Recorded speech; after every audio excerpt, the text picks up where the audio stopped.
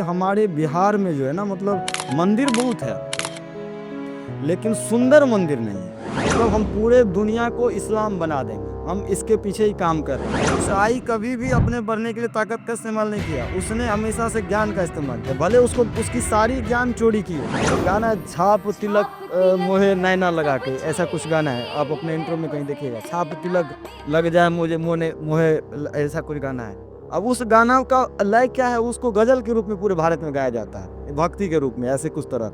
लेकिन उसमें क्या है कि उसमें भी हिंदू संस्कृति को अपमानित किया गया। हमारी आबादी 130 करोड़ है, हाँ, इसमें 3 गो खान कैसे सुपरस्टार हो सकता है? समझदारी की बात है ना। अब आप ये कह देंगे कि सारे बाबा बलात्कारी हैं, सारे बाबा ऐसे करते हैं, सारे बाबा गलत नहीं है। दुनिया का सबसे पहला मंदिर बिहार में बिहार में ही बना था। कहाँ? मुंडेश्वरी माता है शायद जमुई के आसपास, माँ मुंडेश्वरी जो, उनका आज भी मंदिर अस्तित्व में है। दोस्तों नमस्कार, मैं राकेश शांडिल आप सभी का स्वागत करता हूं आपके story.com के इस खास मंच पर। आज हमारे इस पॉडकास्ट में हमारे साथ एक ऐसे गेस्ट उपस्थित हैं जो धर्म को लेकर कई सालों से लगातार काम कर रहे हैं, कई मंदिर का निर्माण करा चुके हैं और लोगों को प्रेरित कर रहे हैं मंदिर निर्माण कराने के लिए, साथ ही साथ उनको मदद भी करते हैं। इसी कड़ी में आज हमने उनको आमंत्रित किया है कि आखिर इनका क्या ऐसा खास लगाव है कि इस तरीके से धर्म के प्रचार में लगातार ये दिन रात काम कर रहे हैं और आखिर इनको अपने धर्म से इतना लगाव क्यों है और बाकी दूसरे धर्मों के बारे में इनके क्या विचार हैं, इस पर भी हम बात करेंगे। तो देर बिना किए हुए हम आमंत्रित करते हैं या स्वागत करते हैं, हमारे साथ हैं कुलदीप झा जी। सबसे पहले आपका स्वागत है हमारे कार्यक्रम में। आपका बहुत बहुत धन्यवाद कि आपने मुझे यहाँ बुलाया और एक मंच दिया। आपकी स्टोरी ये मेरी स्टोरी है और ये मैं समझता हूँ कि बहुत सारे सनातन युवाओं के आने वाले समय में भी स्टोरी हो सकता है। और बहुत सारे लोग अलग अलग क्षेत्र में काम करते हैं हमारे यहाँ। और मैं धर्म मार्ग चुना, मैं सेवा मार्ग में भी धर्म मार्ग चुना। तो ये मेरा सौभाग्य है कि सनातन धर्म में सबसे पहले कि मैं जन्म लिया, दूसरा कि मैं ब्राह्मण घर में जन्म लिया। और ऐसे ब्राह्मण घर में जन्म लिया जहाँ बचपन से मांस मछली चलता था। मतलब मैथिल ब्राह्मण हम लोग हैं तो हमारे यहाँ मांस मछली लोग बहुत खाते हैं, संस्कृति मिथिला की है। तो वहाँ हम जन्म ही मेरा वैष्णव हुआ, वैष्णवी हम पैदा लिया, ऐसा समझिए। तो मुझे कभी पता नहीं था कि हम धर्म के लिए काम करेंगे। पढ़ाई लिखाई में भी हम ठीक ठाक थे, स्कूल कॉलेज में भी। बॉम्बे में जब हम गए तो वहाँ भी हम कार्य किए, गुजरात में भी काम किए। लेकिन मुझे एक समय ऐसा लगा गुजरात में काम करते करते कि हमारे बिहार में जो है ना मतलब मंदिर बहुत है लेकिन सुंदर मंदिर नहीं है। यदि कलाकृति मंदिर कहे जिसमें बड़ा बड़ा कलाकृति हो, खूबसूरत हो, एकदम जैसे साउथ में जाते हैं या महाराष्ट्र में जाते हैं, वहाँ इस तरह के नहीं है। नहीं उस तरह का नहीं। तो मेरे मंदिर में मेरे माइंड में एगो चीज चल रहा था कि भाई क्यों नहीं है। तो जब हम इस पे अनुसंधान करना शुरू किए तो पता चला भाई बाढ़ का एरिया रहा होगा बहुत, जबकि रिसर्च ये पता चला कि बिहार में ही दुनिया का सबसे पहला मंदिर बना था। दुनिया का सबसे पहला मंदिर बिहार में बिहार में ही बना था। कहाँ? मुंडेश्वरी माता है शायद जमुई के आसपास, माँ मुंडेश्वरी जो, उनका आज भी मंदिर अस्तित्व में है। तो पहला मंदिर वही अस्तित्व में, मैंने समझिए जो पहला मंदिर सनातन धर्म में वो देवी का ही है। अच्छा, और वो भी बिहार में है। वही बिहार में ही। तो एक तरह से जो है ना बिहार हमारे दिमाग में, चूंकि हम गुजरात महाराष्ट्र में काम करते हैं, हमारा हमेशा रहा कि भाई वो बिहार, जिस बिहार में बुद्ध पैदा हुए, जहाँ महावीर पैदा हुए, और जिस मिथिला में जहाँ माँ सीता जन्म ली, तो उस बिहार को धार्मिक दृष्टि से वो पर्यटक नहीं मिल पाया है जो मिलना मतलब था। महावीर यहीं से, महावीर यहीं से, बुद्ध यहीं बुद्ध से, यहीं से, सिख यहीं से, सिख हाँ सियासी में दर वो भी यहाँ से। यहाँ से। और आपका कहना है कि जो पहला जो मंदिर बना पूरे विश्व में वो भी बिहार में ही बना। अच्छा, अब बौद्ध, अभी देखिए ना, बुद्ध की जो भी मंदिर है जिसको हम लोग अभी बुद्ध टेम्पल कहते हैं बोध गया में, वो भी तो विश्व धरोहर है। हाँ, बौद्धिस्ट के भी तो उतना पुराना कोई मंदिर नहीं है। नहीं है, वो भी बिहार में है, बता पूरे बिहार में ही है। वो भी एक गौरव की बात है। हमारे पर्यटक, मैंने बहुत ज्यादा पर्यटक, हमको लगता है कि मैंने गोवा से भी ज्यादा पर्यटक हमारे बहुत। तो आपको लगा कि यहाँ पे मंदिर तो है लेकिन सुंदर मंदिर क्यों है? सुंदर नहीं, अच्छा, जो बाकी राज्यों में है जैसे साउथ है और महाराष्ट्र और बाकी जो। बिल्कुल। आप दस मंदिर सुंदर ही नहीं, व्यवस्थित मंदिर। अच्छा, व्यवस्थित मंदिर का मतलब ये हुआ कि यदि मंदिर है तो मंदिर में ऐसी व्यवस्था होनी चाहिए कि यदि मंदिर के आसपास में 2 किलोमीटर 4 किलोमीटर के रेडियस में कोई आदमी भूखा नहीं सोए। मंदिर के 2-4 दो किलोमीटर चार तीन रेडियस रेडियस कोई भूखा भूखा ना ना सोए। सोए। अच्छा। वहाँ एक अन्न क्षेत्र बने, हुँ। वहाँ वहाँ एक ऐसा पंडित हो या वहाँ एक ऐसा सेवक हो मंदिर का, हुँ। जिसके पास सब अन्न की व्यवस्था हो, और वहाँ डेली खाना बने, वो अपने भी खाए, और कोशिश रहे कि यदि खाने के टाइम में कोई 2 आदमी, 4 आदमी, 5 आदमी वहाँ पहुँचा, तो वहाँ भोजन की व्यवस्था हो। ऐसी ऐसी मंदिरों का निर्माण मैं चाहता हूँ। और सिर्फ़ निर्माण ही नहीं, यदि ऐसे मंदिर हमारे यहाँ है, हुँ। हमारे क्षेत्र में है, उसमें हम चाहते हैं कि ऐसी व्यवस्था डेवलप हो, जिसके लिए मैं बहुत प्रयास कर रहा हूँ, और एक बहुत जल्दी 2025 के आसपास में एक हम बड़ा अन्न क्षेत्र, एक बड़े मंदिर से ही शुरुआत करने वाले हैं। सबसे बड़ी बात है कि धर्म की अगर हम बात कर रहे हैं, तो धर्म में अगर सनातन पहले आया है, जैसा कि आप कह रहे हैं, तो पूरे विश्व में सबसे पहले सनातन था। तो जब विश्व में सबसे पहले सनातन था, तो आज से भारत और नेपाल तक ही क्यों सीमित रह गया ये हिंदू या सनातन?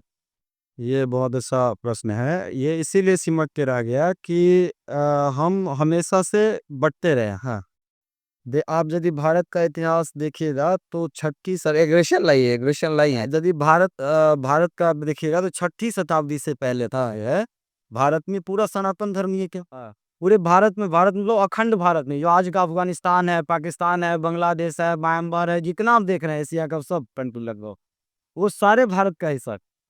एक तरह से आप समझिए चीन भी भारत का ही हिस्सा था। भारत के संस्कृति का हिस्सा था, सनातन संस्कृति का हिस्सा था। सनातन संस्कृति का हिस्सा वो तब हटा जब बुद्धिज़्म आया। और बुद्धिज़्म का आप 2500 साल पहले रख लीजिए। आज यदि हम 2024 में, तो आज से 2500 साल पहले बुद्ध आए हुए थे। तो सनातन धर्म में बुद्ध को हम अपना अवतार मानते हैं। मत्स्य, कूर्म, वराह, नरसिंह, वामन, परशुराम, राम, कृष्ण, फिर बुद्ध, अब कलयुग में कल्कि आएँगे। तो बुद्ध तक तो हमारा देश अच्छा चल रहा था। फिर बीच में 7वीं शताब्दी के आसपास में कुछ मत, जो आप उसको कह सकते हैं कि हमसे अलग हो गया है, हमसे हमसे विरोध में आ गए। जैसे आज का विपक्ष कह लेते हैं लोग कि हमारे एकदम विरोध में काम करे। मतलब धर्म के विरोध में, धर्म के विरोध, हाँ, सनातन धर्म के विरोध में चले गए। हाँ। सनातन, चूँकि कोई भी जो धर्म का माने धर्म, तो मैं सनातन धर्म को मानता। कोई भी पंथ की स्थापना होती है कि कुछ कमी खोज लिया जाता है और कुछ अच्छाई उसमें जोड़ दिया जाता है। तो मैं समझता हूँ कि यदि कोई पंथ बना है तो गलत नहीं बना, वो अपनी जगह पे सही होगा। उनके धर्म में भी सही शिक्षा दी गई होगी। कुछ मामलों में इस्लाम की जो शिक्षा है वो ये है कि तुम यदि हमें नहीं मानते हो तो तुम काफिर। मतलब हम पूरे दुनिया को इस्लाम बना देंगे, हम इसके पीछे ही काम कर रहे हैं। और एक तरह से जो गजवाए हिंद की कहानी चल रही है, तो मैं समझता हूँ कि वो लोग जब से गजवाए हिंद बनाए, उससे पहले हम लोग भगवाए हिंद बना रहे। तो हम लोग इसीलिए बदलते ना कि हमारे ऊपर पहले तो हम उसको व्यवसाय करने के लिए दिए यहाँ पे भारत में। वो हमारे यहाँ व्यवसाय करने के लिए हम लोग व्यवसाय की अनुमति दी। व्यवसाय करते-करते उन्होंने अपना पहला मस्जिद भी यहीं बनाया, भारत में ही। यदि आप रिसर्च करेंगे तो इस्लाम का पहला मस्जिद भी भारत में ही बना। तो भारत में वो लोग को हम मस्जिद बनाने की भी अनुमति दे दिए। और धीरे-धीरे, धीरे-धीरे वो लोग चूँकि लड़ाका थे, वो हमेशा से तलवार के नोक पे, और आज भी वो कर रहे हैं। आज भी आप देख लीजिए इज़राइल में क्या हो रहा है, हर जगह क्या हो रहा है, इस्लाम क्या कर रहा है। वो तलवार के, बंदूक के नोक पे हमेशा हम लोग को कन्वर्ट कर लिए। हमारे लोगों को, जो हमारे साथ आज जो भारत, पाकिस्तान, बांग्लादेश में, वो हिंदुस्तान, जो सनातनी रह रहा है, जो उसको सनातनी मुस्लिम कहते हैं हम। वो जो रह रहा है, हुँ। आप चले जाइए अरब में, वो लोग को नहीं मानता है कि वो सब ओरिजिनल मुस्लिम है। अच्छा, अरब वाले अरब वाला भारत कभी नहीं मानता है, मुसलमान को नहीं मानता। कभी नहीं मानता है। मुस्लिम आप बने हैं, अरब वाला अपने आप को असली मुस्लिम कहता है, जो वहाँ रह रहा है 7वीं शताब्दी से। आप लोग कन्वर्टेड हैं, जितना भी यहाँ भारत में मुसलमान रह रहा है। तो हमारे यहाँ पे वो तलवार के नोक पे इस्लाम को लेके आ गए। हमारे बहुत सारे मंदिरों को तोड़ दिया गया। आज जो हम देख रहे हैं राम मंदिर, कितना साल, 500 साल के बाद बना है। इसका मतलब 500 साल पहले राम मंदिर तो था, उसको बोलते हैं बाबर ने तोड़ा। तो अब समझिए वो तोड़ा, विश्वनाथ मंदिर को तोड़ा। विश्वनाथ मंदिर जो हमारा ओरिजिनल है, आज देखिए हम लोग जाते हैं तो पूरा ग्रिल के अंदर में हमारे विश्वनाथ जी हैं। क्यों है? अहिल्याबाई होलकर ने फिर आके वहाँ पे एक नई मंदिर का निर्माण की। तो हमेशा से ही हमारे ऊपर तलवार के नोक पे हमको बदल दिया गया। और आज भी ये बतूसत जारी है, आज भी अलग-अलग प्लेटफ़ॉर्म पे जारी है। तो यही कारण है कि जो हिंदू है वो या सनातनी है वो भारत में और नेपाल तक सीमित बिल्कुल रहेगा। बिल्कुल मैं यही मानता हूँ, क्योंकि यदि ये कोई मान रहे हैं कि नहीं, ये जो आजकल कुछ हिंदूवादी लोग बोले नहीं, हमको क्या, हमारे धर्म को क्या बिगाड़ लेगा, भैया आप क्या बिगाड़ेगा? तुमसे अफगानिस्तान ले लिया, तुमसे नेपाल ले लिया, तुमसे अलग से पाकिस्तान ले लिया, बांग्लादेश ले लिया है तुमसे। अब अच्छा चलिए आजाद भारत की बात कर लेते हैं, अभी कश्मीर आजाद ले लिया तुमसे। अभी जम्मू कश्मीर का चुनाव हुआ है ना, जहाँ पे मुस्लिम वाले लोग हैं, वहां कौन जीता है? जो आतंकवादी को सपोर्ट कर रहा था, अब्दुल्ला। तो हर जगह जहाँ जहाँ पे भी वो लोग का सिस्टम है, वहां पे हिंदू को वो लोग नहीं रहने के। आज बांग्लादेश से भी ज्यादा हाल हो गया ये पश्चिम बंगाल का हाल क्यों हो गया? क्योंकि हम बाहर के लोगों को लेके आ गए, आज भी हमारे साथ वही हाल है। आज अगर हम धर्म की बात करें तो आप सिर्फ मुसलमान को कह रहे हैं कि मुसलमान ने टारगेट करके और हिंदुत्व को जो है मुसलमान में हिंदू को मुसलमान में कन्वर्ट कर दिया। लेकिन आज ही के समय में जो अब पहले क्या हुआ वो तो हम नहीं जानते हैं, लेकिन कई अखबारों में ये लगातार आ रहा है कि कई हिंदू जो है वो बौद्ध बन रहे हैं, बुद्धिज्म अपना रहे हैं, या कई ऐसे लोग हैं जो क्रिश्चियन बन रहे हैं और वो पूरी तरह से उस पर काम कर रहे हैं लोग। तो ये भी तो एक कारण हो सकता है। तो इसके इस पे आपके क्या राय? देखिए इसमें मेरा एकदम बहुत बढ़िया आपको एक उदाहरण मैं दे रहा हूँ। अंबेडकर जी को छुआछूत से परेशानी हुई होगी, मैं मानता हूँ कहीं के, लेकिन उनको पढ़ाई के लिए भी विदेश यहीं के हिंदू लोग ही भेजे थे। खैर वो कौन भेजे थे उस टाइम नहीं जानते। लेकिन जब अंबेडकर जी के पास आया कि मैं मुझे मुसलमान बन जाना चाहिए, मुझे ईसाई बन जाना चाहिए, अब वो तो पूरा विश्व से पढ़ के आए थे और बहुत विद्वान थे। आज आज जितने भीम लोग हैं वो उनका झंडा लेके चल रहा है, लेकिन फिर भी उन्होंने बौद्ध को चुना। थोड़ी देर पहले मैंने आपको कहा था कि बुद्ध हमारा हिस्सा है, बुद्ध हमारे भगवान है, वो हमारे नवा अवतार में से एक है, दस अवतार में से एक है, नवा अवतार है वो। तो यदि कोई बुद्ध को मान लिया तो वो सनातनी को ही मान लिया, वो भारत को मान लिया। आप ये कह रहे हैं कि मुसलमान जो है तलवार के नोक पे या बंदूक के नोक पे कन्वर्ट करा करके हिंदू हिंदू को कम कर दिया। तो फिर जब आप मुसलमान को टारगेट कर रहे हैं तो इसका मतलब फिर आप उस तरफ क्यों इग्नोर कर रहे हैं? जब क्रिश्चियन के बारे में भी तो कई खबरें आती है, जो बुद्धिज्म है, बौद्ध धर्म जो अपनाते हैं, उधर से भी तो कई खबरें आ रही है। तो क्या लगता है कि ये फिर हिंदुत्व के लिए खतरा नहीं है क्या? नहीं नहीं, एकदम खतरा, वो साइलेंट किलर है। आप देखिए वो कैसे हैं ईसाई, आपको मैं बता रहा हूँ, वो एक हाथ में पहले तो किताब और भोजन लेता है। अच्छा। और उसके बाद दूसरे हाथ में वो अपना बाइबल ले रहा है। वो बहुत तेज है। वो ऐसे नहीं करता है कि वो जनसंख्या बढ़ा देगा, वो आप में आपको आतंकवाद बना देगा, वो ऐसा कुछ नहीं करेगा। मतलब वो ताकत पे नहीं वो कर। ताकत का इस्तेमाल नहीं करेगा। ईसाई कभी भी अपने बढ़ने के लिए ताकत का इस्तेमाल नहीं किया, उसने हमेशा से ज्ञान का इस्तेमाल किया, भले उसको उसकी सारी ज्ञान चोरी की हो। आज जितना भी वो डेवलपमेंट किया है, यदि आप रिसर्च करेंगे तो सारा बेर उपनिषद का हिस्सा है। ये ठीक है, हाँ तो तो वो हिस्सा है, लेकिन आखिर अगर आपको लग रहा है तो उनके तरफ से भी काम किया हो जाए ना। आज जितना जितना अंग्रेजी स्कूल है हमारे यहाँ, अब आप देख लीजिए कि सरकारी स्कूल भी है, सारा सरकार शिक्षा पे कितना खर्च कर रही है। लेकिन आज देख लीजिए किसी भी आप शहर में चले जाइए, टॉप 5 स्कूल निकालिए, उसमें से 5 क्रिश्चियन स्कूल का नाम होगा। कैसे हो नंबर 1 है क्रिश्चियन स्कूल? तो उसमें भी बहुत पेच है कि उसमें वो ऐसे बच्चे को एडमिशन कराते हैं जो मान लीजिए गरीब तबके के आदमी है हिंदू में, चाहे वो किसी जाति से हो, मैं हम जाति पे नहीं जाएंगे, लेकिन जो बहुत गरीब तबके का हिंदू है, उसको शिक्षा, बढ़िया शिक्षा, बढ़िया रहन सहन या बढ़िया कोई रोजगार अपने साथ जोड़ के पहले उसको वो देता है। और चूंकि वो कन्वर्ट हो गया तो स्कूल में शिक्षा फ्री दे देता है। तो जिस स्कूल का मोटा मोटा रकम है, जिसको चुकाने में अच्छे अच्छे डॉक्टर बड़े बड़े लोगों का समझिए पसीना छूट जाता है, और वो उस स्कूल में फ्री में पढ़ता है। तो वो शिक्षा देता है, शिक्षा के साथ साथ मैं इसीलिए कह रहा हूँ कि हमारा धर्म को भी आगे बढ़ाने के लिए हम हमको भी बहुत आगे बढ़ने के लिए अब गांव गांव में जाके युवाओं को शिक्षित करना पड़ेगा।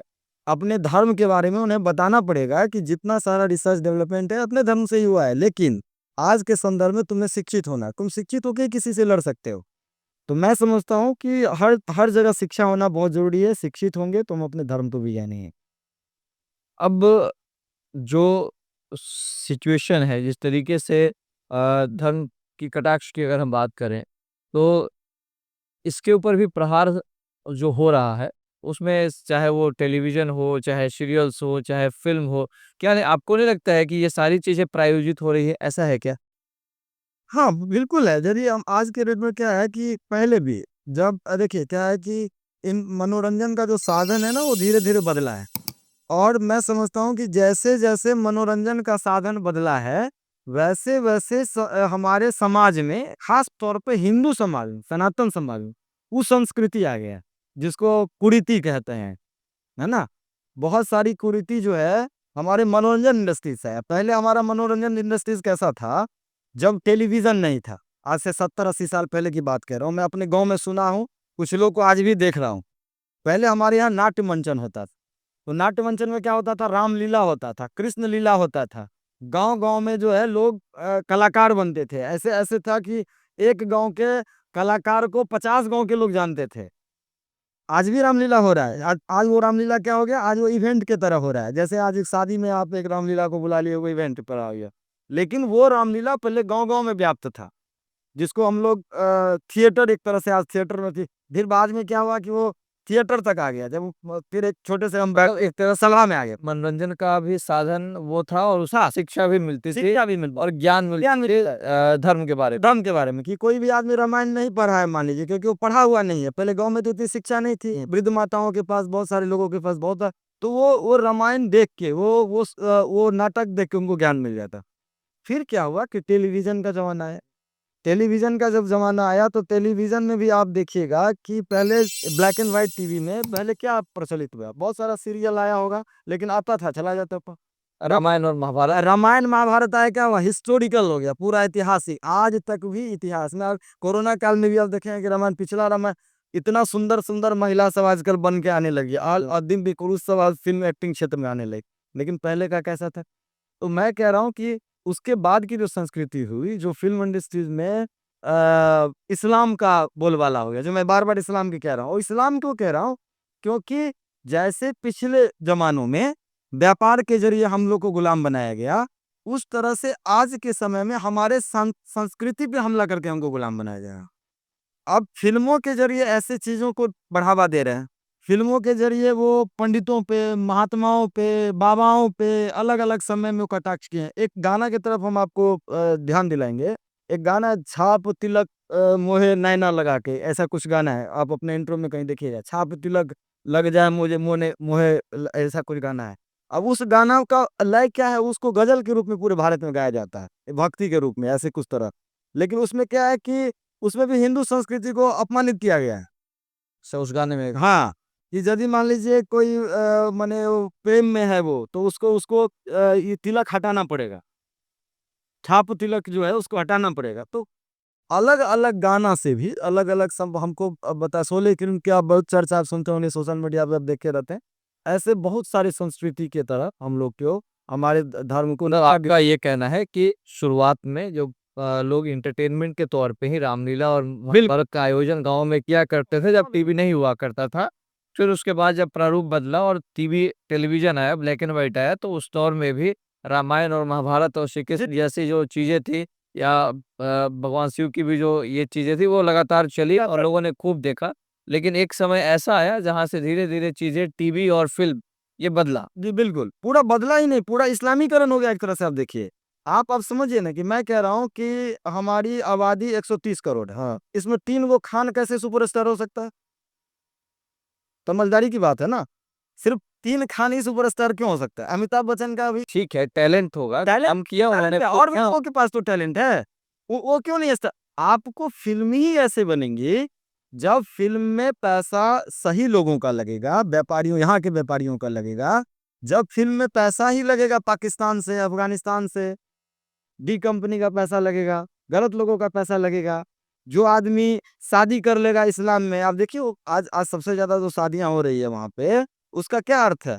सब आराम से दुबई से पैसा आ जाता है, सबको फ़िल्में बनाने के लिए मिल जाती है। इसीलिए वो चाहता तो ऐसे स्टार किड को लेके आता है वो लोग। तो बहुत कम लोगों को देखा है, और जो लोग बाहर से आते हैं उसके साथ क्या दुर्दशा होती है, वो भी आप देखते आ रहे हैं। सुशांत सिंह राजपूत बिहार के हीरो थे, उसके साथ क्या हुआ? आज तक उसके बारे में कुछ पता नहीं चला। जैसे रहस्यवादी फ़िल्म बनता है ना बॉलीवुड में, वैसे रहस्यों से भरा हुआ है पूरा माया नगरी। और ये माया नगरी को तो मैं कहता हूँ कि शिफ्ट हो जाना चाहिए। असल बात, माया नगरी महाराष्ट्र में क्यों रहेगा, मुझे समझाइए। महाराष्ट्र में मराठी पिक्चर तो है, गुजरात में गुजराती है, तमिलनाडु में तमिल है। तो भैया हम हिंदी भाषी कहाँ, पिक्चर लोग कहाँ हिंदी ज़्यादा देखता है? यही उत्तर प्रदेश, सब बिहार और बिहार में झारखंड और क्यों नहीं उत्तर प्रदेश में फिल्म सिटी बननी चाहिए? क्यों नहीं बिहार में फिल्म सिटी बननी चाहिए? हमारे यदि बिहार में उत्तर प्रदेश में बड़ा बड़ा फिल्म सिटी बने, अभी वो तो खैर बन जाएगी, वहाँ हाँ पे दिक्कत नहीं। देखिए फिल्में कहीं भी बने, अगर हमारी आधारभूत जो चीजें हैं, जो अगर हमारी संस्कृति है, तो अब देखिए जिसको बिगाड़ना होगा वो उत्तर प्रदेश में भी फिल्में बनेगी, वहां से भी बिगाड़ दी जाएगी।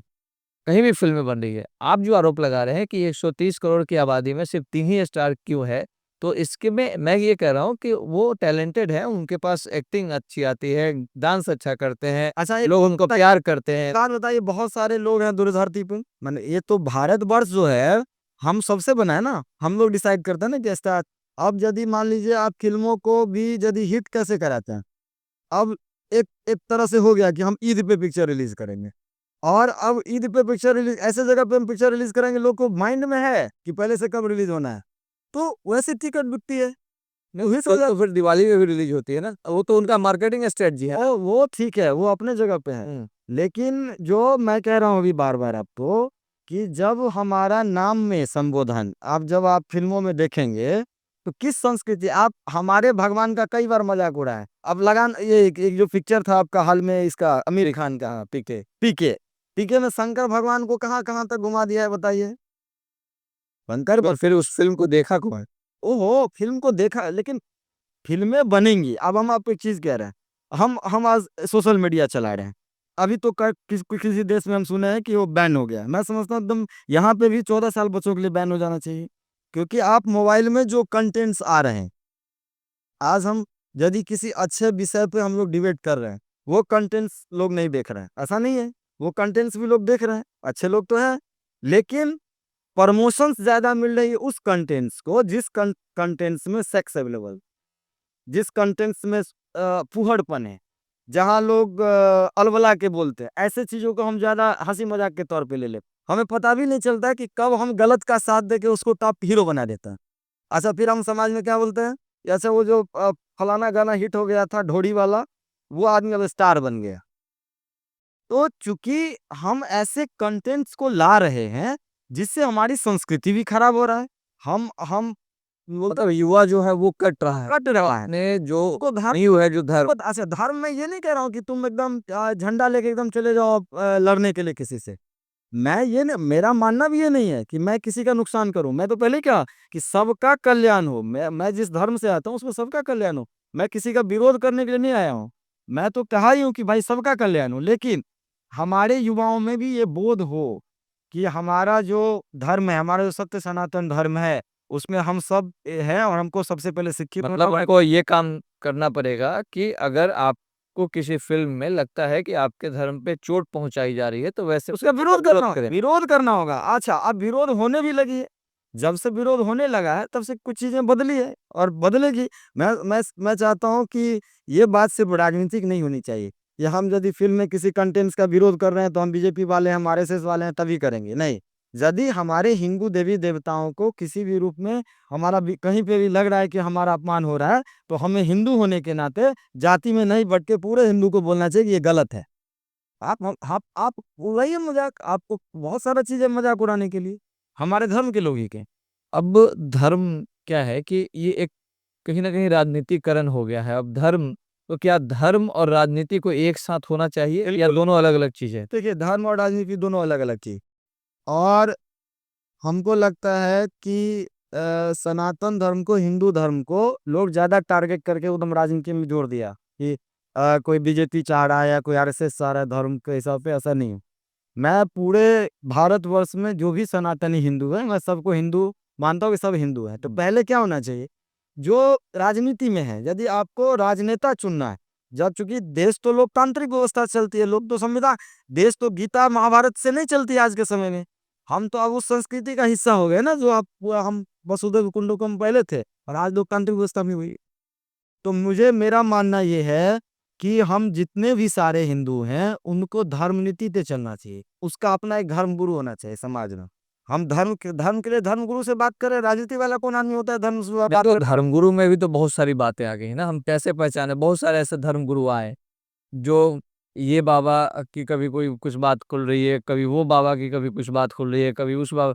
तो इस धर्म नीति में हम अपने आप को कैसे ये तय करें कि हमारा मेंटर कौन है, हमें सही गाइड कौन करता और है? देखिए यहाँ तो भी विरोधाभास है। समाज जैसे क्या है कि धर्म जो है सबके लिए है। धर्म तो मेरे लिए भी, आपके लिए भी, डॉक्टर के लिए, इंजीनियर, आईएएस, आईपीएस, इस समाज में हर व्यक्ति के लिए धर्म है, सबका अपना धर्म है। लेकिन यदि कोई गेरुआ वस्त्र पहन के, मान लीजिए आज कोई भी गलत चोर आदमी गेरुआ वस्त्र पहन के कोई गलत काम करे, तो क्या ये हिंदू धर्म कर लिया गलत? नहीं, हिंदू धर्म तो नहीं किया। नहीं ना, हम्म। सनातन धर्म में नहीं किया, वो गेरुआ वस्त्र धारण करने वाले व्यक्ति ने किया। अब आप ये कह देंगे कि सारे बाबा बलात्कारी हैं, सारे बाबा ऐसे करते हैं, सारे बाबा गलत नहीं है। कुछ बाबा का भेष बना के वो गलती करते हैं। जैसे हमारे समाज में क्या डॉक्टर गलत नहीं करते हैं? किडनी विडनी नहीं बेचते हैं? कई हॉस्पिटल्स बंद हुआ है कि नहीं किडनी बेचने में? कई आईएएस ऑफिसर चोर नहीं है क्या? कई इंजीनियर चोर नहीं है क्या? कई नेता चोर नहीं है क्या? लेकिन क्या हमने कभी सोशल मीडिया पे लोगों को चिल्ला के कहा है ये है? नहीं। हम जब धर्म की बात आती तब गलत कहते हैं, सबसे धर्म मतलब को आपका कहने का मतलब है कि हर क्षेत्र में जो अलग अलग लोग हर हैं, क्षेत्र में भी गलत लोग हैं, आपको अच्छे लोगों को पहचानना हर है। हाँ हर ये समाज जो बना है, इस समाज में ऐसा नहीं ना है कि सारे सारे लोग ही गलत है। हर डॉक्टर में बहुत विशुद्ध डॉक्टर हैं, हमारे जीवन में भी ऐसे ऐसे डॉक्टर हैं जो ईश्वर के अवतार के लेवल के हैं। उसी तरीके से कई धर्मगुरु हैं जिसमें अच्छे भी धर्म से अगर गलत निकल रहे हैं, इसका मतलब ये नहीं कि सभी गलत अच्छा हैं। ऐसे भी मान लीजिए इस्लाम में ऐसे बहुत सारे आपको मिल जाएंगे धर्मगुरु जो एकदम शांति की बात करते हैं। लेकिन आप देख लीजिए उसका जो धर्म मानने वाले जो आतंकी संगठन है, वो क्या कर रहे हैं? काफिर को मार दो। बांग्लादेश में क्या हुआ? अब हिंदू तो वहां जाति में नहीं था, वहां तो सब जाति के हिंदुओं को कत्लेआम कर रहा है। वहां तो सिर्फ काफिर को मार रहा है। पाकिस्तान में क्या हुआ? सब जाति के लोग थे वहां तक गए हुए। आज वहां क्या हो गया? सबको, आज आप वहां रह रहे हैं तो आपको उर्दू में रामायण गीता है वहां पे। आपका आपका सारा चीज उर्दू में लिखा हुआ है, संस्कृति आपका खत्म हो गया। हम तो कह रहे हैं कि हमारे भारतवर्ष में हम सब लोगों को, खास तौर पे हमारे युवाओं को, धर्म को अलग रखना पड़ेगा राजनीति से। आपकी भाषा पूरी तरह से आरएसएस वाली लग रही ना। तो आरएसएस का जो आधार है वो उस तरीके से जो बीजेपी की नींव पड़ी है आरएसएस के बेस पे, तो अब लोगों को ये लगने लगा है कि भाई अगर कोई बीजेपी को वोट दे रहा है तो वो हिंदुत्व को सपोर्ट कर रहा है, अगर कोई आरजेडी को वोट दे रहा है तो वो सेकुलरिज्म को सपोर्ट कर रहा है, अगर कोई एएमआई को अगर वो वोट दे रहा है तो वो मुस्लिम सपोर्टर है। तो ये तो पूरा धर्म को ही पार्टियों के साथ जोड़ लिया गया। ये तब जोड़ा गया है, ये भी जोड़ने में प्रक्रिया है ना कि पिछले 60-70 सालों से जो हमारा समाज को बनाया गया है, जो हमारे समय ने क्या भी क्या कहा, अलग अलग तरीके से हमको। नहीं नहीं, मेरा सवाल ये था ना कि मतलब ये जोड़ लिया गया, तो ये अगर गलत था तो लोग विरोध करते, तो सभी ने एक्सेप्ट किया है ना। क्या चीज? जो हिंदू भी एक्सेप्ट कर रहा है कि ठीक है भाई हम बीजेपी के साथ सेफ हैं। जो हिंदू के कुछ जो ऐसे लोग हैं जो सेकुलर अपने आप को मानते हैं, तो उनको लगता है कि हम आरजेडी के साथ या और भी जो कांग्रेस है उसके साथ हम सेफ हैं। या और कुछ जो जैसे एआईएमआई जो पार्टी है उसके साथ जो वोटर है उनको लगता है कि हम यहाँ सेफ हैं। तो ये तो अब वो लोग एक्सेप्ट कर रहे हैं ना, तो फिर क्या दिक्कत है? नहीं, देखिए ये जो एक्सेप्ट कर रहे हैं, तो अब हम नहीं मानते हैं कि जो आदमी बीजेपी को वोट नहीं देता है वो हिंदू नहीं है। मैं इस बात को नहीं मानता, वो भी हिंदू है। कांग्रेस वाले में भी जितने सारे लोग हैं वो भी हिंदू हैं। मैं ये कह रहा हूँ कि लोग अपना एक माइंड बना लिए हैं। हम समझते हैं कि जो काम अच्छा कर रहा है, हम जब वोट डालने के लिए जाएं तो वहां पे धर्म नहीं देखें। यदि आज मान लीजिए कि अच्छे लोग चुन के आएंगे राज्यों में, तो घोटाला नहीं होगा, राज्य अच्छे से चलेगा, राज्य विकसित होगा। लोग को जो जो राजनेता लोग हैं उनके प्रति भी लोगों का भाव अच्छा बनेगा। आज जो राजनेता का भाव हो गया है कि आज युवा राजनीतिक नहीं करना चाहता, इसी वजह से नहीं करना चाहता कि मैं चाह रहा हूं कि इसको धर्म से अलग रख। बीजेपी एक, ठीक है, एक पार्टी है, नहीं, लेकिन आज के समय में बिना धर्म की राजनीति हो ही नहीं सकती है। एकदम एकदम हो सकती है। हम उसको, यदि जब तक उसको विकास की राजनीति नहीं बनाएंगे, देखिए सरकार कोशिश कर रही है, ऐसा नहीं, बीजेपी ने तो कई बार कहा है कि हम सबका साथ सबका विकास। वो तो कभी नहीं कहा, हमको तो एक भी उसका लाइन बताइए जहां पे उसने ये कहा हो कि हिंदू का ही विकास। 2014 से तो बीजेपी राज कर रही है। मैं बीजेपी का, ये नहीं कि मैं कोई नेता हूं बीजेपी का, बीजेपी 10-12 साल से राज कर रही है। मैं कह रहा हूं उसने कभी नहीं कहा है कि पूरा हिंदू का ही हम विकास करेंगे। यदि पूरा हिंदू का विकास करेंगे तो मैं कह रहा हूँ कि 3 वो जगह पे जो हमारे हिंदू, अभी अभी भी हमारा मंदिर बनना बाकी है, विश्वनाथ मंदिर बना दो, हमारा द्वारका मंदिर सब बना दो, पूरा भारत को हिंदू राष्ट्र घोषित कर दो। नहीं कर पाएगी बीजेपी। तो मैं कह रहा हूँ कि ये हिंदू राष्ट्र जो घोषित होगा, ये हम हिंदू लोग मिलके घोषित करेंगे। हम पूरे हिंदू को कम से कम धर्म के लिए एक होना पड़ेगा। और बाकी चीज तो मैंने कहा ही है कि यदि हम धर्म को तभी समझेंगे जब हम शिक्षित हों, तो हमको शिक्षा की भी जरूरत है। तो हम शिक्षा को, मैंने कहा ना कि अभी मैं भी शिक्षा के लिए, बहुत सारे लोग काम कर रहे हैं, हम भी शिक्षा के लिए काम कर रहे हैं, लेकिन मेरा तरीका अलग है कि मैं ऐसे कुछ मंदिर को निश्चित रूप से आने वाले समय में ऐसे चीज के लिए बनाऊंगा जहां से शिक्षा, और जहां से लोगों का जो गरीबी में जो लोग को भोजन नहीं मिल पा रहा है, वैसे लोग को भोजन मिले, इसी से विकास होगा। विवेकानंद एक सिंबल है, और खास करके हिंदू के नहीं बल्कि एक पूरे देश के सिंबल है। लेकिन कई लोगों का मानना है कि नहीं, सनातन का जो सबसे ज्यादा प्रचार प्रसार हुआ वो उनकी वजह से हुआ। तो आप इसको कैसे देखते हैं? बिल्कुल, अभी मैंने जैसे कहा कि भारत में अभी अब राजनेताओं की जरूरत नहीं है। हमारे अंदर आज भी जो कुरीति आप कह रहे, जो अभी आप बाबा की बात कर रहे थे, कि जब तक हम शिक्षित नहीं होंगे, जब तक हम खुद से गीता नहीं पढ़ेंगे, जब से हम खुद से रामायण नहीं पढ़ेंगे, तो हमको तो कोई बुड़बक बना के चला जाएगा। हमें खुद पढ़ना होगा, हमें शिक्षित होना होगा, हमें बाबाओं के पीछे नहीं जाना है, हमें उन धर्मगुरुओं के पीछे जाना है। हमारे शंकराचार्य जी थे 6ठी शताब्दी में, उन्होंने पूरे भारत को जोड़ा, उन्होंने 4 धाम बनाया। क्यों बनाया होगा, हम इस विषय को जाने। तो हम वेद उपनिषद की तरफ लौटें, जिसमें कि पूरा साइंस समाया हुआ है। मतलब आप जो स्कूली शिक्षा है या जो कॉलेज शिक्षा है उसको आप लीजिए, बट साथ में धर्म को साथ भी में लेके हमें चलिए। तो यहीं पे एक और सवाल बन जाता है कि जिस तरीके से बाकी धर्मों में उनके जो भी बाइबल है, कुरान है या बाकी चीज़ों की पढ़ने की एक अनिवार्यता, आप देखेंगे कि बचपन से ही छोटे-छोटे उम्र में ही उनको उन चीज़ों के लिए पढ़ने के लिए प्रेरित किया जाता है। जी। और इतना प्रेरित किया जाता है कि वो लोग बहुत खुशी से उसको पढ़ते हैं, सीखते हैं। और अगर देखेंगे कि बहुत कम एज के कोई स्टूडेंट है या कोई बच्चा है, उससे अगर उनके धर्म के बारे में बात करेंगे, तो उनके पास अच्छी नॉलेज है। लेकिन ठीक उसके उलट अगर हम सनातन धर्म के किसी 10th क्लास के बच्चे के या 5 क्लास या 8 क्लास के बच्चे से अगर हम बात करेंगे, तो उसने तो आज तक कभी ना रामायण, ना कभी गीता या ना कभी छुआ ही नहीं है। तो इसमें क्या डिफरेंस है? मतलब ये क्यों हो रहा है ऐसा, या इसको बदलने के लिए क्या करना यही मैंने कहा कि प्रायोजित है, जो जो पिछली सरकारें हैं, पिछले 60-70 सालों में जो सरकारें रही है भारत में, जब से भारत भारत जब गुलाम था, तब की बात ही नहीं कर रहा हूँ मैं, तब गुरुकुल चल रहा था। उसको तोड़ने की पद्धति पैदा हुई, अंग्रेज ने तोड़ा, अंग्रेज मैकालो की शिक्षा पद्धति ने उसको तोड़ा। मैं ये कह रहा हूँ कि जब आज के समय में क्या हुआ कि जब आज मदरसा देखिए वो कहाँ से चल रहा है, वहाँ सरकार उसकी फंडिंग कर रही है। उसका एक इस्लाम का जो शिक्षा है मदरसा में आपको पूरा पहले जो उसका इस्लाम का उसको क्या बोलते हैं, हम याद भी नहीं रहे, कुरान। तो वहाँ कुरान की शिक्षा दी जाती है, लेकिन अपना किसी भी विद्यालय में शुरू से गीता की शिक्षा नहीं दी जाती, क्योंकि वो लोकतांत्रिक बना दिया गया। भारत के जो स्कूल थे, जिसको एगो सेकुलर शब्द जैसा नहीं, तो आप तो फिर गुरुकुल है ना आपके पास, गुरुकुल खोलिए, कहाँ गुरुकुल है? क्या पढ़ाइए, आप गीता पढ़ाइए, रामायण तो पढ़ाइए। गुरुकुल खोलने के तैयार है, सरकार पैसा कहाँ दे रही है? अच्छा। सरकार तो मेरा मंदिर मठ का पैसा लेके बैठी हुई है। सरकार तो आज एक भी मस्जिद सरकार के अनुरूप नहीं चल रही है। लेकिन आप बड़े बड़े मंदिर में सुने ना, सरकार सरकार के अधीन है। लेकिन आपने सुना है कोई मस्जिद सरकार के अधीन है, कोई बड़ा गिरजाघर सरकार के अधीन है?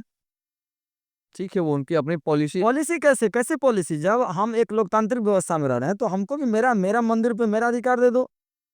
मेरा मंदिर पे जो मेरा पैसा आ रहा है, हम जो सनातनी अपने मंदिर को डोनेशन दे रहे हैं, उससे हम विद्यालय खोलेंगे। क्या उस पैसा से आप क्या मतलब एकदम रामायण और महाभारत पढ़ाएंगे लोग? नहीं, हम इस विद्यालय खोलेंगे, हम अच्छे विद्यालय खोलेंगे, जिसमें आज की जो व्यवस्था है, जो ग्लोबल ग्लोबल लैंग्वेज बन गई, हम उसी में शिक्षा देंगे। लेकिन साथ साथ हम निश्चित रूप से संस्कृत एक भाषा है, उसकी उसकी बढ़िया शिक्षा देंगे। हम वेद उपनिषद का शिक्षा देंगे, हम गीता पढ़ाएंगे, हम रामायण पढ़ाएंगे। हम एक सब्जेक्ट क्यों नहीं रख सकते हैं?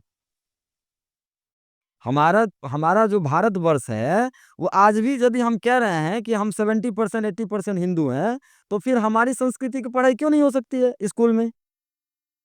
एकदम बिल्कुल होनी चाहिए। और मैं मानता हूँ कि हर हर स्कूल में होनी चाहिए। और यदि ये नहीं हो पा रही है, तो मैं कह रहा हूँ कि सारी व्यवस्थाएं बंद होनी चाहिए। मदरसा की भी पढ़ाई बंद होनी चाहिए। भारत का, देश का एक शिक्षा होना चाहिए, एक कानून होना चाहिए, सबको एक तरह रहना चाहिए। अपना अपना धर्म मानिए। आप अमेरिका में जाते हैं तो आप हिंदू धर्म नहीं मानते, वहाँ के लोग हिंदू नहीं मानते, सब मानते हैं, आपको अनुमति है। लेकिन वहाँ का धर्म अपना ईसाई धर्म है। तो मैं कह रहा हूँ कि आप मेरे साथ रहिए, कोई दिक्कत नहीं है, लेकिन मेरा संस्कृति, मेरा तो एक ही वो राष्ट्र है, हिंदू राष्ट्र भारत। तो अब वो भी यदि नहीं रहेगा तो हम लोग कहाँ जाएंगे? तो आप कह रहे हैं कि फिर भारत को हिंदू राष्ट्र बन जाना चाहिए। एकदम बन जाना चाहिए, और वो हम बनाएंगे, हम युवा लोग बनाएंगे, वो सरकारें नहीं बनाएंगी और वो राजनेता भी नहीं बनाएगा। हम ऐसे युवाओं की फौज हम लोग बनेंगे, एक दिन खड़ा होंगे एक ऐसा युवा का फौज जो सनातन के लिए काम करेगा, जो पढ़ाई के लिए, जो युवाओं को प्रेरित करेगा पढ़ाई के लिए, गांव गांव में शिक्षा के लिए अलग जगाएगा, लेकिन साथ साथ ये भी कहेगा कि सत्य सनातन धर्म, अपना लॉजिक। क्योंकि हम जब से अपने धर्म के प्रति उदासीन हुए हैं, तब से हम इनोवेशन करना बंद कर दिए हैं। नहीं तो भारत में सारी आविष्कार तो भारत में हुई थी एक तरह से, बताइए तो। यदि आप 100 साल का आविष्कार आप लीजिएगा, जो आज भौतिक सुख सुविधा हमारे अनुरूप है, ये पहले से भी मौजूद थी, हजारों साल पहले भी थी। चीजें बदलती रहती है, चीजें चेंजेस होती रहती है, संस्कृति बदलता है तो चीज बदल जाती है। हमारे पास गुरुत्वाकर्षण का नियम था, हम विश्व की पूरा हमको पता था कि 9 ग्रह है, तो मेरे पास सब कुछ थी। तो हमको हमको क्यों सीखना है कि हवाई जहाज ने बनाया राइट बंधु, हम्म। तो राइट बंधु ने जो लोहा वाला विमान बनाया, तो राइट बंधु तो इस पे नहीं, ये जो आज जो नई विमान है वो किसने बनाया? उसमें तो हिंदू इंजीनियर भी काम कर रहे हैं, जो सनातनी इंजीनियर भी काम कर रहे हैं। राइट बंधु जो हवाई जहाज बनाया वो तो उड़ा भी नहीं। लेकिन हमारे यहाँ जो विमान शब्द है, हम्म। वो विमान कैसा था? पुष्पक विमान। तो पहले से उसी समय, हाँ। हजारों साल से पहले क्या, आज आप 100-150 साल पहले से विमान, आपको एरोप्लेन शब्द आया है ना, हमारे पास विमान शब्द था। तो जब हम बहुत सारा, आज जो गुरुत्वाकर्षण का नियम बना, आज जो न्यूटन बना दिया, आज वो बना दिया, हमारे पास पहले से ही हमारे वेद उपनिषद का हिस्सा था। उन लोगों ने, अब ये कह लीजिए, मैंने जब थोड़ी देर पहले कहा था कि कोई बाइबल जो बनाया वो बड़ा शातिर आदमी होगा, वो शिक्षा पे जोर दिया, समानता पे जोर दिया। आज हमारे स्वामी विवेकानंद जब गए शिकागो में, तो उनको क्या वहां अच्छा लगा? आप पढ़िए, उनको वहां का समानता अच्छा लगा। भारत में असमानता से बहुत परेशान थे, ऊंच नीच से परेशान थे, जातिवाद से परेशान थे, और सबको उन्होंने जो शिकागो में बातें कही, sister and brothers of America, वो सिर्फ अमेरिका के लिए थोड़े था, पूरे विश्व के लिए था। पर आज यदि स्वामी विवेकानंद को हम मानते हैं और हम कह रहे हैं, तो सारे सिस्टर एंड ब्रदर्स ना, कोई जाति में फिर क्या है? तो जाति में भी कौन बांट रहा है? अब देख, अच्छा ठीक है, मैं कह रहा हूँ एक तरह से बीजेपी हिंदू की बात करती है, तो फिर ये सब जाति की बात क्यों कर रहे हैं? फिर सारे लोग जाति फिर क्यों होनी चाहिए? जब हिंदू है, मुस्लिम है, तो जातियों में बांट दिया है, इसलिए जाति होनी चाहिए। जाति होने, तो जाति को बांट के क्या फायदा उठा रहा है? कौन फायदा उठा रहा है? राजनीतिक दल, लालू प्रसाद यादव उठा रहे हैं, या कोई और भी नेता उठा रहे हैं, मुलायम सिंह यादव उठा रहे हैं। अब देखिए, इस्लाम के नाम पे अब आगे एआईएम के नेता उठा रहे हैं, जो बोलते हैं कि हमको पुलिस हटा दीजिए तो हम पूरा भारत को देख लेंगे। अब सोचिए उसका हिम्मत। हम्म। हम्म। तो ये सारी बातें हैं। इसलिए मैं मानता हूं कि धार्मिक लोगों से ज्यादा, सॉरी, राजनीतिक लोगों से ज्यादा धार्मिक लोगों की जरूरत है, और ये राजनीतिक लोगों से ज्यादा धर्म नीति वाले लोगों की जरूरत है। ऐसे लोगों की जरूरत है जो समाज में जाके ऊंच नीच की परिभाषा को खत्म करने के लिए बताए कि हमारे यहाँ हजारों हजार साल में हमेशा ऐसे संत रहे हैं जो हमेशा सब जाति को जोड़ के रखे हैं। हमको जाति में पिछले 100-200 साल से फंसाया गया है। तो अब बात आती है कि जिस तरीके से आज जो पूजा और इस सब चीज़ों का जो प्रचलन है, उसमें देखा जाता है कि समाज में जो युवा वर्ग उन चीज़ों में बढ़-चढ़ कर हिस्सा लेते हैं, चाहे दुर्गा पूजा हो या सरस्वती पूजा हो, तो उसके बाद वो मज़ाक के पात्र भी बनते हैं, और कई बार घटनाएँ भी होती हैं, अलग-अलग तरीके की बात आती है, और सनातन समाज के लोग उनको एक प्रश्न चिन्ह जो है खड़ा करते हैं उनके ऊपर, इसके पास कोई काम नहीं है, बेरोज़गार है, तो हाँ, इसके बारे में आप हमला क्या? होते रहता है। हाँ। देखिए, मैंने अभी जस्ट कहा कि ये जो हमारा धार्मिक आयोजन है, हुँ। वो आज का तो नहीं है। दुर्गा जी का जो पूजा है, वो ऐसा तो नहीं है कि जब से भारत आजाद हुआ है तब से हो रहा है। दुर्गा जी की भी पूजा, गणेश जी की पूजा, माँ सरस्वती की पूजा, हमारे सारे देवी देवताओं का पूजा का प्रचलन कई सालों से, कई सदियों से है। हुँ। और हमेशा से समाज में देखा गया है कि जो युवा वर्ग हैं, वो इस पूजा को आगे बढ़ाते हैं, क्योंकि इसमें पूरी संरचना मूर्ति बनाने से लेके पूरा ये रहता है। तो मैं आज के युवाओं को कहता हूँ कि जो युवा हमारे मूर्ति स्थापना कर रहा है, पंडाल बना रहा है, दुर्गा पूजा कर रहा है, वो सच्चा सनातनी है। वो सनातन धर्म के को बढ़ाने में उसका बहुत बड़ा योगदान है। कैसे योगदान है कि दुर्गा पूजा जब होता है 10 दिन, सब अपने अपने घर में दुर्गा पूजा मनाते हैं। लेकिन अब देखिए कि हमारे यहाँ कितनी अच्छी संस्कृति है कि पर्यटन, अपने यहाँ ही पर्यटन करने का एक एक मार्ग है, जहाँ पे हम दुर्गा पूजा एक जगह मना रहे हैं, तो यदि हम कमा रहे हैं तो हमको खर्चा भी करना है।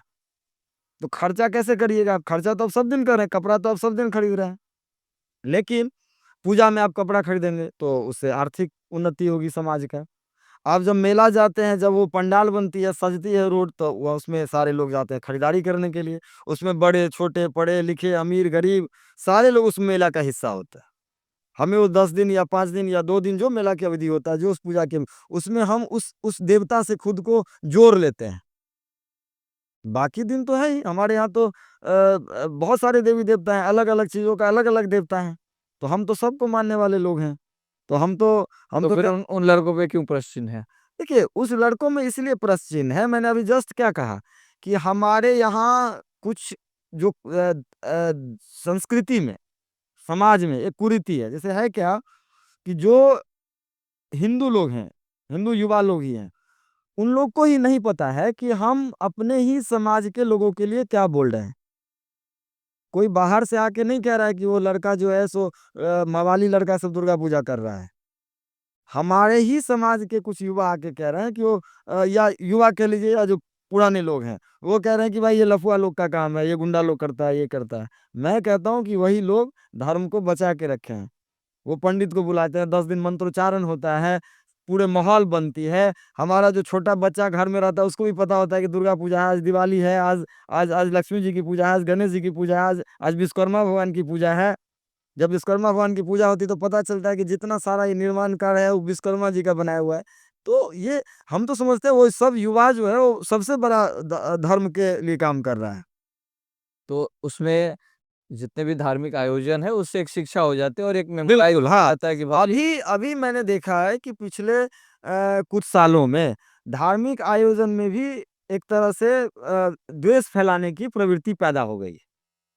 किसी-किसी जगह पे लोग बोलते हैं कि राजनीतिक दलों का हाथ है।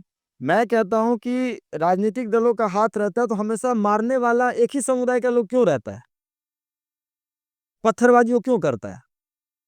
मैं कह रहा हूँ यदि आपको हमारे दुर्गा पूजा के सौंड से आपको समस्या होती है और आप हमारे किसी हिंदू युवा को मार देते हो, मॉब लिंचिंग कर देते हो, तो मैं कह रहा हूँ कि सुबह-शाम आप हल्ला कर रहे हो, 5 बजे सबको जगा दे रहे हो। सोनू निगम बेचारा बोला तो उसको आप पूरा विश्व से एकदम उसका ये करने लगे आप।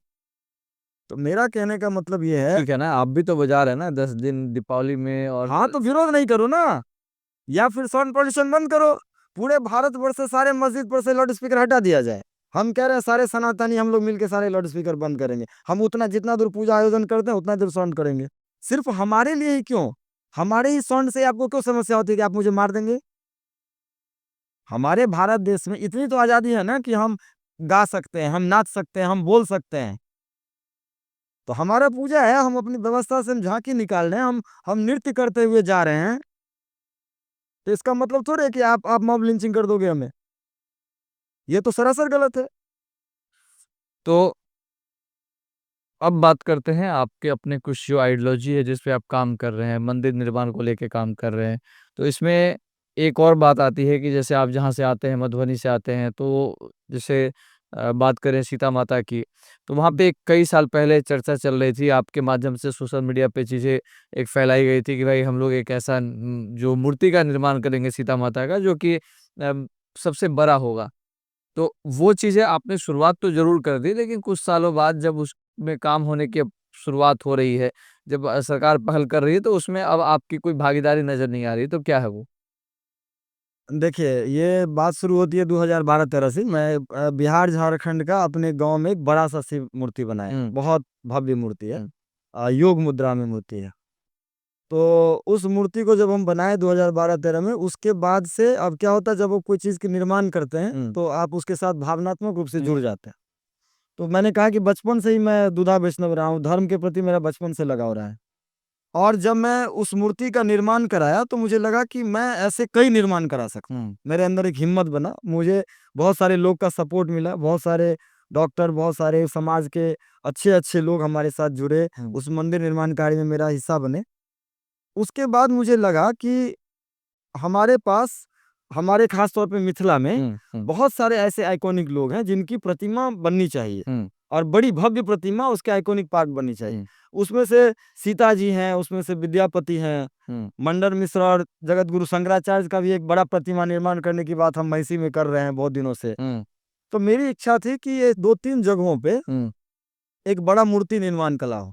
तो मैं शुरुआती में स्टार्ट किया था कि मुझे सीता जी के और विद्यापति का 20वीं में मैंने बहुत प्रयास किया कि विद्यापति जी की हमारे यहाँ शिव के वो ऐसे भक्त रहे हैं जहाँ उगना बन के शिव आ गए। हमारे मिथिला में जो है विद्यापति के कवि से मैंने कविता से भगवान शिव आ गए। तो हम उनकी भी एक बड़ी प्रतिमा बनाना चाह रहे थे, इसलिए हम बहुत काम किए थे। तो उस समय के जो पर्यटन मंत्री थे सुनील कुमार पिंटू जी, जब हम बिहार में मूर्ति बना रहे थे, उनके साथ मैंने एक 2018-17 में बैठक की जब वो सीतामढ़ी के सांसद बने। अच्छा। कि सर आज बड़ी मूर्ति का प्रकल्प है और सरदार पटेल की भी इतनी बड़ी मूर्ति वहां बनी है, तो बहुत आइकॉनिक स्ट्रक्चर है, तो वहां बहुत सारा रोजगार का साधन बढ़ गया है। और सीतामढ़ी में सीता जी की जो मंदिर बनना है, तो मंदिर को एक अलग अलग जगह, मंदिर तो मान लीजिए कि कोई पूरा लोग मिलके बनाएगा, लेकिन मूर्ति कला जो होता है वो पर्यटक के लिए बनता है। उसमें हम आइडियोलॉजी लेके आते हैं। जैसे आप देखेंगे कि महाकाल लोक बन गया सरकार के द्वारा, लेकिन महाकाल मंदिर थोड़े वो बना सकते हैं।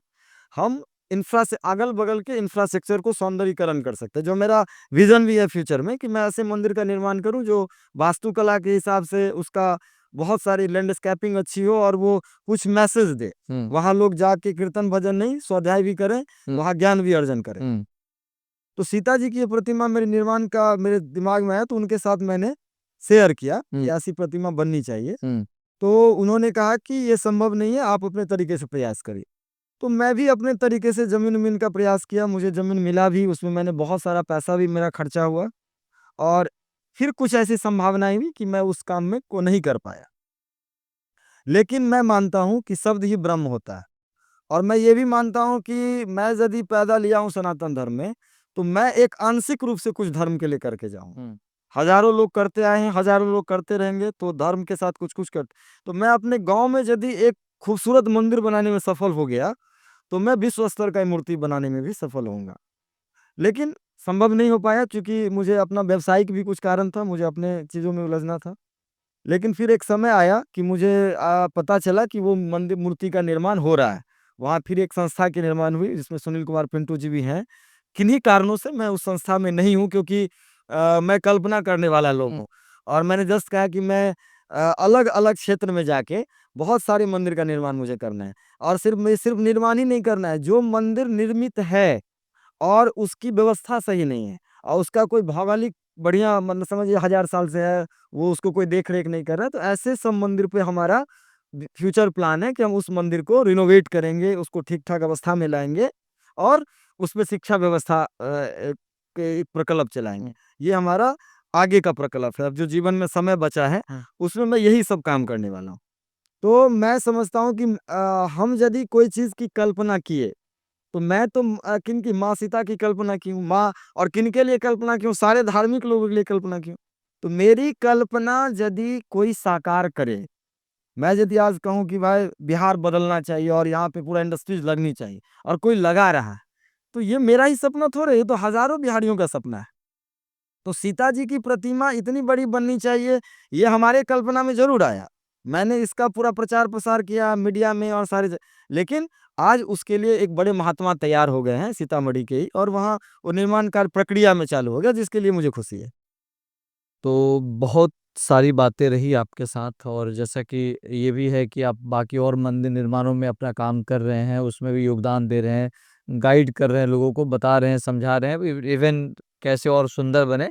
तो इन सब चीज़ों में जो आप मदद कर रहे हैं, इससे साफ-साफ पता चल रहा है कि आप धर्म की ओर अग्रसर हैं और बहुत सारी बातें आपने क्या सही बोला और क्या गलत बोला, इन सारी चीज़ों का जो निर्णय है वो जो ऑडियंस है वो लेगी और ज़रूर कमेंट बॉक्स में वो अपनी प्रतिक्रिया डालेगी। बहुत सारी चीज़ों पे जो आपने बात रखे उन सारे विचारों का जो पोस्टमार्टम है वो जनता अपने तरफ से कमेंट बॉक्स में आकर के करेगी। तो बहुत-बहुत धन्यवाद आपका, आपने अपना कीमती समय हमें दिया और इस पॉडकास्ट का आप हिस्सा बने। निश्चित तौर पे फिर हम लोग अगले किसी और विषय पर आपके साथ बहुत जुड़ेंगे। बहुत थैंक यू सो धन्यवाद मच। थैंक आपको राकेश जी। फिर हम लोग मिलते हैं। बहुत-बहुत